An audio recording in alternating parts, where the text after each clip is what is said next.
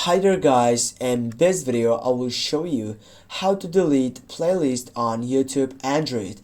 Firstly, before I start with this explanational getting and also explanational video, I need to mention that there is no difference between Android and iPhone.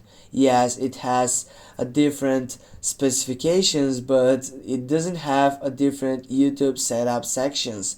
Firstly, you need to get up into your YouTube, then you need to tap on your profile icon on your right upper side, or simply just type on your library right down, then go on a third selection on your upper side to get to this playlist.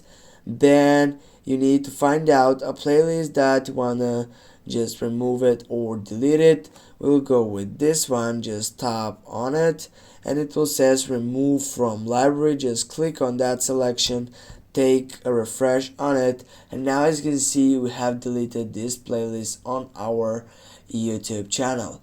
Thanks for watching. Don't forget to hit that like and share the video. See you soon guys.